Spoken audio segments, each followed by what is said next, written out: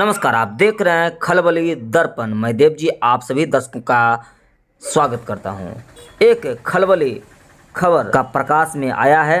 आपको बता दें कि खगड़िया के JNKT के मैदान में मंगलवार से मानसी प्रखंड से होमगार्ड जवानों की शारीरिक दक्षता परीक्षा होने जा रही है और लगातार होती जा रही है, जिस क्रम में दिनांक 7 मार्च 2022 को शारीरिक दक्षता परीक्षा में गोगरी प्रखंड के कुछ अभ्यर्थी शामिल हुए, जिस क्रम में एक अभ्यर्थी की दौड़ने के क्रम में मौत भी हो गई।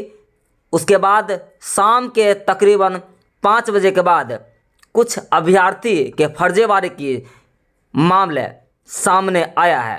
आखिर क्या मामला हुआ, आइए इस खास विस्तृत जानकारी के साथ बताते आपको हैं।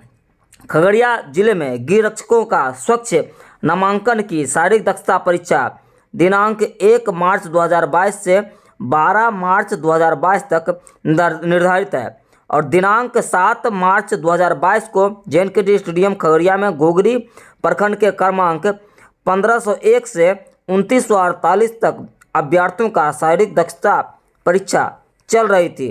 दक्षता परीक्षा के सभी इवेंट में सफल अभ्यर्थी के बायोमेट्रिक जांच के क्रम में जांच कर्मी श्री प्रदीप कुमार के समक्ष 5:54 बजे अभ्यर्थी आज़ाद कुमार, जिसका क्रमांक संख्या 2074 है, पिता श्री धानु राम, ग्राम बलमजन, पोस्ट बाबू बगीचा, थाना महेशकूट, प्रखंड गोगरी, जिला खगड़िया जांच हेतु उपस्थित हुए। जिलाधिकारी आलोक रंजन घोष से जब खास जानकारी देते हुए वार्तालाप की, इस संबंध में डॉक्टर आलोक रंजन घोष जिलाधिकारी ने क्या कुछ कहा है, आइए जानते हैं। देखिए, आज होमगार्ड बहाली का 6ठा दिन था और ऐसी सूचना प्राप्त हुई कि एक कैंडिडेट था जो फाइनल सब कुछ जितनी भी शारीरिक दक्षता का जो परीक्षण होता है उसको सफल उसमें हुए अंत में, और पाया गया कि उनका नाम आज़ाद कुमार था।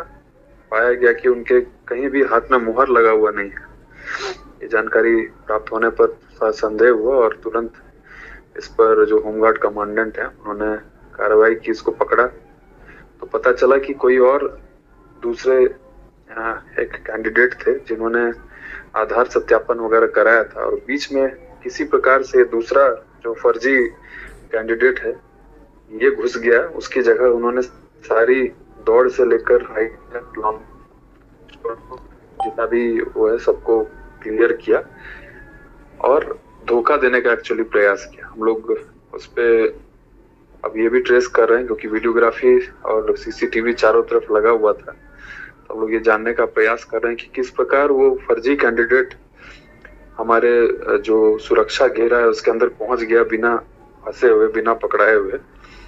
तो प्राइमा फेसी 2-3 लोगों पर शक अभी हुआ है। अभी इस पर हम लोग और सघन रूप से जांच कर रहे हैं। मीनवाइल क्योंकि दोनों ही एक कैंडिडेट और उसका डमी दोनों ही धोखाधड़ी करने का उन्होंने प्रयास किया, तो 420 का और 419 धारा के तहत जो उन पर कार्रवाई की गई है।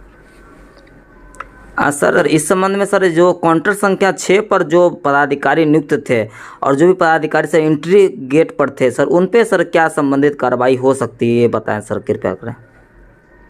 उन पे भी कार्रवाई होगी अगर पाया जाएगा कि संलिप्तता है, जानबूझकर उनको घुसाया गया है। एक लापरवाही हो सकती है और दूसरी जानबूझकर किया गया प्रयास हो सकता है। तो वो एंगल अभी देखना बाकी है कि क्या ये गलती हुई है या जानबूझ के इसको किया गया है। अगर पाया जाता है कि किसी प्रकार से कि जानबूझकर इसको प्लान करके किया गया है, तो वैसी परिस्थिति में जो भी विधि सम्मत कार्रवाई है इसमें निश्चित रूप से उन पे होगी, चाहे वो जो भी हो। बेसर धन्यवाद। एक सर गुप्त सूचना मिल रही है कि जो डब्लू कुमार जो लड़का है वो आज़ाद कुमार के नाम पे जो फर्जीवाड़े तरीके से रन दौड़ कर रहा था, तो वो पिछले आर्मी के दौर में भी शायद पटना के किसी दौर में वो गिरफ्तार हुआ था, उसको जेल भी हुआ था। इस संबंध में कुछ जानकारी प्राप्त सर हो रही है कि नहीं? नहीं, ऐसी जानकारी मुझे प्राप्त नहीं है क्योंकि दोनों 2 अलग-अलग गाँव से हैं। जी सर। एक महेश खूट से है, दूसरे चौथम से है। जी सर। से तो ऐसे में उनका क्या रिलेशन है, ये तो सर अभी इन्वेस्टिगेशन का मैटर है।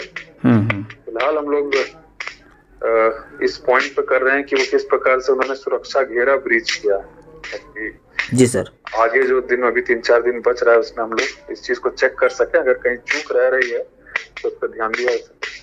सर चौथम के जो बड़ी तेलौच गांव है उनसे जब हम पता करने का सर प्रयास किया अपने माध्यम से, तो वहां से कुछ लोगों से जो है जानकारी प्राप्त हो रही है कि आर्मी के दौर में पिछले 6-7 महीने पहले वो गया था डब्लू कुमार, और वहां भी सर वो किसी का फर्जीवाड़े में सर केस में वो दर्ज हुआ, तो ये भी सर पता करने का सर प्रयास किया जा सकता है सर।